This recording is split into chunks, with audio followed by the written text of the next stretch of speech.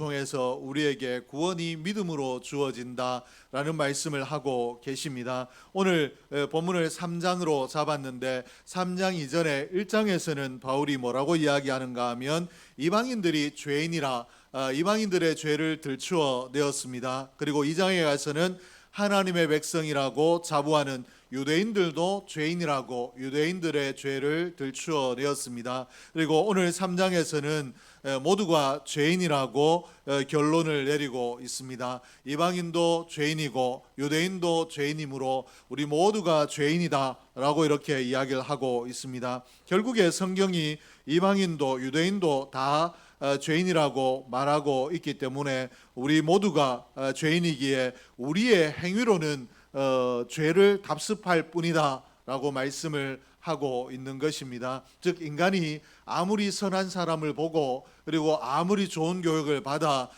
그런 행위들을 고치고 나갈지라도 우리 모두가 죄인이기 때문에 죄인에게서 배운 것, 죄인에게서 나온 것들로 인하여 우리가 행하는 모든 것들이 죄를 배우고 죄를 답습하는 것밖에 되지 않는다라고 이렇게 가르치고 있습니다. 우리 모두가 죄인이고 우리 모두가 하나님의 진노 아래에 있다라면 오늘 바울이 이야기하는 하나님께서 말씀하시는 구원은 과연 우리에게 어떻게 주어지겠는가? 오늘 우리의 행위를 돌아볼 때 성경이 우리가 죄인이라고 정죄하기 전에 내가 스스로 나의 행위를 돌아볼 때 과연 하나님께서 의롭다라고 하시고 나를 구원하실 만한 행위의 아름다움을 가지고 있는가?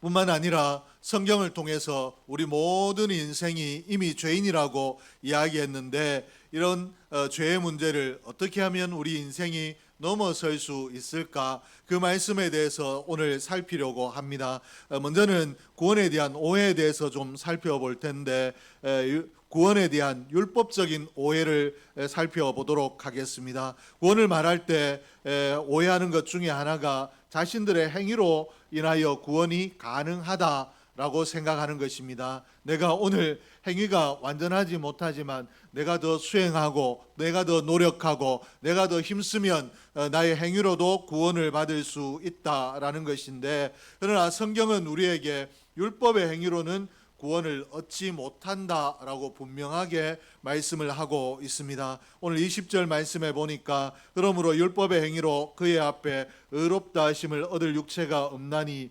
율법으로는 죄를 깨달음이니라.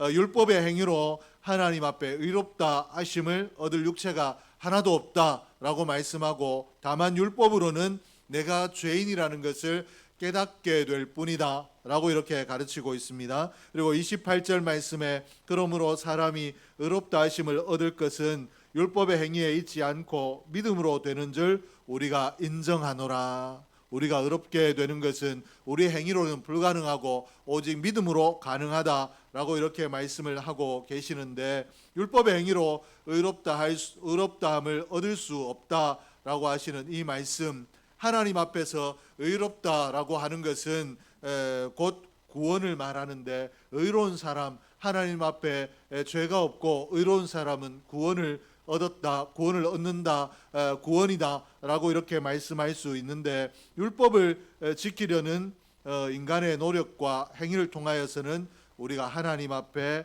의롭다함을 얻을 수 없다라고 성경이 우리에게 분명하게 말씀을 하고 있습니다. 하나님 앞에 내가 의로워져야 구원을 얻을 수 있는데 의로움이 곧 구원인데 내 행위로는 절대로 어떤 방법으로도 의로워질 수 없다라고 하고 있습니다. 왜 우리 인생의 방법으로 행위로 의로워질 수가 없는가?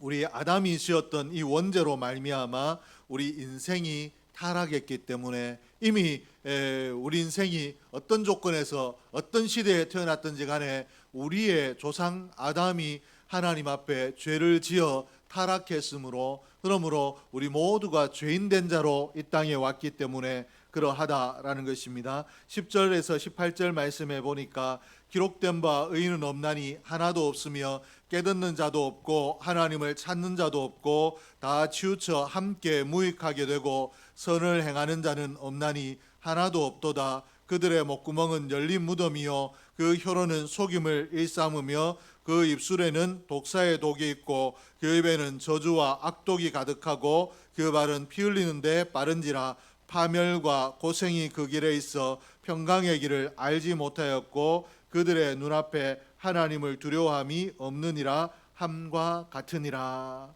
오늘 하나님 말씀에 의인이 없다라고 이렇게 말씀하며 우리의 모든 기관들이 다 죄되다, 우리의 행하는 모든 것들이 죄일 뿐이다라고 우리의 혀, 우리의 발, 뭐 이런 것들을 구체적으로 예를 들어서 말씀을 하고 계십니다. 우리 죄로 물든 우리 인생의 실상이 어떠한가를 말씀하고 있는 구절인데, 그래서 헨리 조윗이라는 신학자는 이렇게 말을 했습니다. 죄의 세력에 대해서 이렇게 말을 했습니다. 죄는 파괴적인 존재이다. 모든 선한 힘은 죄의 파괴적인 힘에 의해 위축되고 시들어 버린다. 모든 영적인 섬세함은 죄의 저주스러운 접촉에 의해 상처를 입는다. 죄는 시각을 손상시키며 맹목적으로 일하도록 만들고 청각을 마비시켜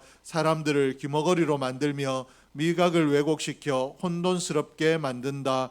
또한 죄는 우리를 무감각하게 만든다. 그래서 우리의 영혼을 짓밟고 파괴시켜 우리가 그 고통을 느끼지 못하도록 만들어 버린다. 죄가 얼마나 무서운가, 죄가 얼마나 우리를 철저하게 저주 아래 있게 하는가를 말씀하고 있습니다. 그리고 인간의 이 죄의 세력에, 인간은 죄의 세력에 붙들려 자신의 행위로는 행위에는 어떤 아름다움도 없기 때문에 행위로는 구원을 받을 수 없다. 인간의 모든 행위가 철저하게 죄에 물들어 있다라고 말씀을 했습니다. 그래서 파스칼은 나는 의인이나 위인이나 성자가 존재하는 것을 믿지 않는다. 이 땅에는 오직 한 종류의 사람들만 존재한다. 오직 죄인뿐이다. 파스칼은 이런 자기의 신념을 밝혔는데, 이 땅에 누구도 의인도 없고 성인도 없고 다 죄인이다. 오로지 인생은 이 땅에 어떤 삶을 살아가는 인생이든 다 한 종류 죄인이다 라고 이렇게 이야기를 했습니다. 이만큼 성경도 그러하고 신학자도 그러하고 철학자도 한결같이 하는 말이, 우리 인생은 죄에 물들어 있고 우리의 이 오염된 죄성을 가지고 있는 인생이 행위로는 구원을 받을 수 없다라고 말씀을 하고 있습니다. 그럼에도 불구하고 우리는 종종 내가 선하게 살면, 내가 의롭게 살면, 내가 좀 더 다르게 살면 구원을 얻을 수 있지 않을까 오해하는데, 우리 인생의 행위에 답이 없다라는 것을 분명하게 기억하기를 주의 이름으로 축복합니다. 그러므로 둘째로 오해하는 것이 있는데, 종교적 행위에 말미암아 우리가 구원을 얻을 수 있지 않을까, 종교적 행위에 기대되는 오해입니다. 유대인들은 자신들의 종교적 활동을 대단하게 자랑스럽게 생각을 했습니다. 우리는 하나님의 백성이다. 우리는 하나님을 섬기는 하나님의 백성이다 라는 것을 대단하게 내세웠는데, 그들이 내세우는 것 중에 하나가 율법을 가졌다라는 것, 하나님 앞에 율법을 행한다라는 것과 할례를 받았다라는 것입니다. 그러나 성경은 그러한 종교적인 열심, 종교적인 선함, 이런 것들로도 구원을 얻을 수 없다라고 말씀을 하고 있습니다. 이 율법을 하나님께서 분명히 주셨는데 이 율법으로 구원을 받을 수 없다라면, 그러면 하나님께서 주신 율법은 도대체 왜 주어졌는가? 율법의 역할은 무엇인가를 생각해 봐야 되는데, 이 율법의 역할은, 이 율법의 기능은 무엇인가 하면 죄를 깨닫게 하는 것입니다. 오늘 율법이, 내가 율법을 지키려고 할 때 내 행위를 율법대로 살아야지 라고 하게 되면 내가 지금까지 행하던 것, 내가 원하는 행위, 이런 것들이 율법에 반하는 죄이구나 라는 것을 깨닫게 된다라는 것입니다. 그러므로 죄가 무엇인지를 알게 하는 역할을 율법이 하는데, 그러므로 율법이 하는 것은 내 속에 죄가 있고 우리가 죄인이라는 것을 드러내는 것이 율법의 역할입니다. 그러나 이 죄를 드러낸다라고 해서 죄의 문제가 해결이 되느냐? 그렇지 않습니다. 죄가 드러난다라고 해서 죄가 해결이 되는 것이 아니라 죄값을 치러야 죄의 문제가 해결되기 때문에 율법으로는 우리가 구원을 얻을 수 없고 구원에 이를 수가 없습니다. 율법 앞에 서면 설수록 죄는 더욱 선명하게 밝혀지기 때문에 내가 정말 죄로 말미암아 죽을 수밖에 없는 인생이구나 좌절하게 되고 살 길이 없다라는 낙담을 가지게 되는 것, 이것이 율법 앞에 선 우리의 모습입니다. 내가 지금까지 생각지도 못했던 것들, 이것들이 과연 죄가 되겠는가 짐작하지도 못했고 예상하지도 못했던 것들이 은혜 아래 더 깊이 들어가서 율법에 더 깊이 나아가게 되면 내가 죄라고 전혀 예상하지도 못했던 이것조차도 죄가 되는구나 라고 깨닫게 되는 것입니다. 그러므로 성경에 위대한 신앙의 인물들이 철저하게 회개를 하고 우리의 관점에서 볼 때 왜 저런 것이 죄가 되겠는가 하는 것까지도 죄로 고백하며 이 죄를 고백하며 죄 사함을 구했는데, 이러한 것들이 율법 앞에 우리보다 더 민감하게 더 철저하게 섰기 때문에 가능한 일입니다. 그러면 우리에게 율법이란 무익한 것인가, 나를 더 좌절케 하고 나를 더 실망케 하고 나를 더 절망케 하는 이런 무익한 것인가? 그렇지 않습니다. 율법은 우리의 실체를 정확하게 드러내는 역할을 하지만 나의 실체를 정확하게 드러내므로 네 가지고 있는 것, 오늘 너의 모습으로는 구원을 받을 수 없다라고 우리를 신랄하게 비판하지만 구원의 길이 따로 있다라는 것, 그리고 하나님 앞에 나아가야 내가 구원을 얻는다. 내가 하나님 외에 내가 어떤 행위로 구원을 받을 수 없고 하나님 앞에 나아갈 때 믿음으로 구원을 얻을 수 있겠구나. 하나님 앞에 더 나아가게 구원을 위하여 하나님의 은혜를 더 소망하게 하는 그런 역할을 할 수 있습니다. 그러므로 나의 노력으로 구원을 얻을 수 없기 때문에, 나의 한계를 발견하기 때문에 하나님 앞에 내가 구원 얻기를 원합니다라고 더 간절하게 나아가게 되는 이런 하나님 앞으로 나아가도록 하는, 죄를 깨닫고 하나님 앞으로 나아가도록 하는 역할을 하기 때문에 우리에게 율법도 귀하고 중요하며, 오늘 우리도 이 땅을 살아갈 때 은혜의 시대인데 내가 구원을 얻었는데 하나님 말씀에 저촉을 받고 율법적으로 내가 살 필요가 있는가? 그렇지 아니하고 율법을 내가 더 가까이 하고 율법을 더 지키려 할 때 우리가 하나님의 은혜에 더 깊이 나가고 구원의 필요성 때문에 하나님 앞에 더 신실한 사람으로 설 수 있기 때문에 오늘 은혜의 시대인 오늘에도 율법은 필요한 줄로 믿습니다. 오늘 율법을 맹목적으로 구원의 조건으로가 아니라 내 삶을 하나님 기뻐하시는 삶으로 더 온전하게 세워놓기 위하여 하나님의 말씀을 더 가까이 하는 저와 여러분이 되기를 주의 이름으로 축복합니다. 그러면 오늘 구원은 어떻게 이루어지는가? 21절 말씀에 보니까 이제는 율법 외에 하나님의 한 의가 나타났으니 율법과 선지자들에게 증거를 받은 것이니라. 이제는 하나님의 한 의가 나타났으니 이렇게 기록하고 있습니다. 이제는과 나타났으니라는 이 표현이 일종의 지금까지 상황이 전환되었다라는 것을 설명하고 있는 것입니다. 이제는 뭔가 새로운 것이 나타났다라고 이렇게 말씀하고 있는데, 하나님 앞에 지금까지 우리가 구원받을 수 있는 길이 없다, 우리의 행위로는 절대로 구원받을 수 없다라고, 하나님 앞에 나아갈 수 있는 길이 없다, 막혔다라고 이야기하다가 이제는 나타났다라고 이야기하고 있기 때문에 이제 하나님 앞에 막혀버린 구원의 길에 새로운 뭔가가 나타나서 구원의 길이 열렸다라고 21절이 말하고 있는 것입니다. 오늘 21절이 새롭게 나타난 것이 무엇이라고 이야기하는가 하면 하나님의 한 의가 나타났으니 하나님의 의라고 이야기하고 있습니다. 이 의는 이미 율법과 선지자들에 의해서 증거된 것인데,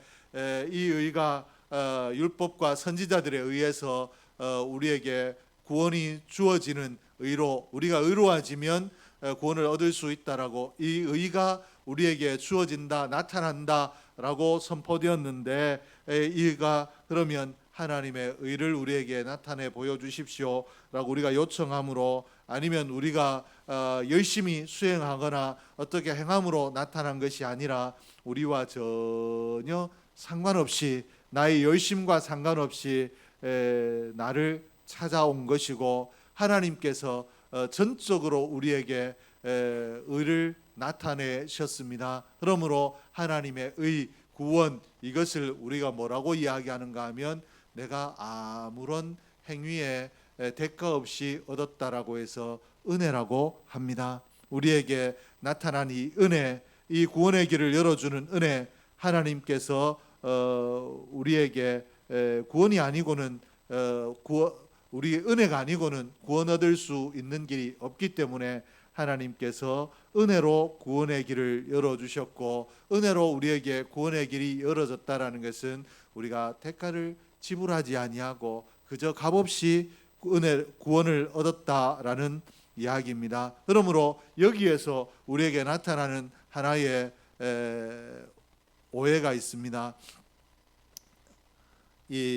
내가 죄를 범하였는데 과연 내가 어떤 행위를 하지 않고도 구원에 이를 수 있을까? 아무런 대가 없이 구원에 이를 수 있는가인데, 하나님의 의가 내게 어떻게 주어지는가? 하나님의 의를 얻기 위해서는 나의 어떤 그래도 의를 얻기 위한 대가의 지불이 있어야 되지 않는가라고 생각할 수 있는데, 22절 말씀에 보면 곧 예수 그리스도를 믿음으로 말미암아 모든 믿는 자에게 미치는 하나님의 의니 차별이 없느니라.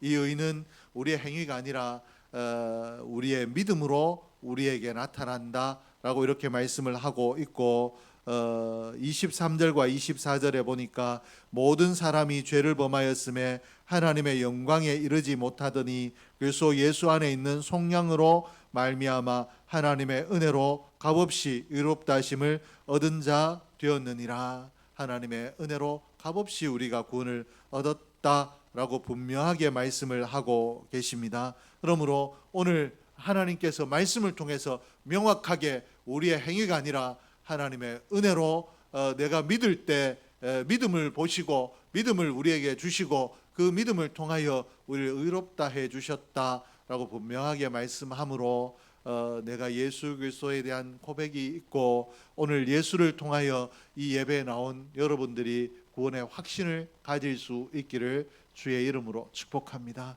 네, 이단들은 뭐라고 이야기하는가 하면 구원을 위해서 네가 뭘 했느냐라고 질문을 합니다. 과연 그렇게 귀한 구원이 네가 아무런 행위의 대가를 지불하지 않고 믿기만 했는데도 네게 주어지더냐라고 이렇게 물어봅니다. 막상 이렇게 물어보면 오늘 분명히 말씀에 믿음으로 구원을 얻는다라는 말씀을 내가 알고 있음에도 불구하고 과연 그렇겠느냐라고 물어보면 우리의 확신이 흔들리는데, 사람의 말에 그리고 말씀을 교묘하게 악용하는 이런 이단들의 논리에 흔들리지 아니하고 오직 인생의 어떤 노력과 인생의 어떤 행위로도 구원 얻을 만한 아름다움이 없기 때문에 하나님께서 내게 구원을 값없이 은혜로 주셨다라는 이 사실을 기억하고, 이 은혜는 믿음의 사람에게 주어진다라는 것을 기억하고 믿음의 반석 위에 든든히 설 수 있기를 주의 이름으로 축복합니다. 복음서에 보면 한 부자 청년이 어느 날 예수님께 질문을 하는데, 선생님, 제가 무엇을 하여야 영생을 얻으리까? 이 청년도 우리가 하고 있는 오해를 하고 있었습니다. 영생, 구원, 이것은 내가 뭔가를 행해야 구원을 얻을 수 있다라고 생각을 하고, 내가 구원을 얻고 싶은데 내가 지금까지 율법을 지켜 행했는데 이것 외에 구원을 얻기 위해서 내가 무엇을 해야 되겠습니까? 라고 묻고 있습니다. 오늘 우리가 영생을 얻기 위해 할 수 있는 일이 아무것도 없다는 사실을 오늘 말씀에서 우리에게 가르치고 있는 이 말씀을 아멘으로 받아들이기를 주의 이름으로 축복합니다. 내가 이 구원을 얻기 위하여 어떠한 행위를 해도 믿음 외에 내가 구원받을 수 있는 길이 없다라는 것을 늘 기억하고 오직 믿음을 붙드는 저와 여러분이 될 수 있기를 주의 이름으로 축복합니다. 마틴 루터는 자기의 수행을 통해서 마음의 평안을 얻을 수 없었습니다. 내가 과연 구원의 사람인가 여러 갈등들을 가지고 있었는데 로마서 1장을 통해서 충격을 받고 3장에 이르러서 믿음으로라는 이 표현 앞에 해답을 얻었습니다. 그렇다, 나는 믿음으로 구원을 얻었지 내가 어떤 나의 행위로도 구원을 얻을 수 없다. 내 수행에도 내가 완전해지지 않았는데 믿음이 아니고는 내가 구원을 얻을 수 있는 길이 없구나라는 것을 깨달았다라는 것입니다. 그러면 왜 우리가 예수를 믿으면 우리가 구원을 얻을 수 있는가? 예수 그리스도께서 제물이 되어 주셨기 때문에 그렇습니다. 25절 말씀에 이 예수를 하나님이 그의 피로써 믿음으로 말미암는 화목 제물로 세우셨으니 이는 하나님께서 길이 참으시는 중에 전에 지은 죄를 관가하심으로 자기의 의로우심을 나타내려 하심이니, 예수님께서 제물이 되셨다, 화목 제물이 되셨다라고 말씀을 하고 계십니다. 이 말이 무슨 말인가? 제물은 죽어야 되는데 예수님께서 하나님과 우리 사이에 단절된 것들을 하나님과 우리가 화목되어 하나님 앞에 구원의 길을 열기 위해서, 하나님 앞에 나아가고 하나님의 자녀가 되는 길을 열기 위해서 예수님께서 화목 제물이 되어 죽어 주셨다라고 이렇게 말씀을 하고 있습니다. 이 화목 제물이 되어 죽어 주신 예수를 믿으면 자랑할 것이 없는, 그리고 우리의 행위 어떤 행위로도 구원을 얻을 수 없는 우리이지만 이 은혜로 믿음을 가졌다라는 것, 이 믿음의 고백 때문에 하나님의 은혜를 입고 은혜로 구원받을 수 있는 줄로 믿습니다. 그러므로 오직 화목 제물이 되어 주신 예수를 믿는 믿음이 우리를 구원에 이르게 한다. 그러므로 구원은 은혜이다, 선물이다 라는 것을 기억하고 감사함으로 이 한 주간을 살 수 있기를 원하고, 우리 주위에 구원이 믿음으로 구원이 주어지고 이 믿음으로 주어진 구원이 우리를 하나님의 영원한 즐거움에 참여하게 한다라는 사실을 모르고 세상에서 방황하는 자들을 초청하여 말씀을 듣게 하는 저와 여러분 될 수 있기를 주의 이름으로 축복합니다. 기도하겠습니다.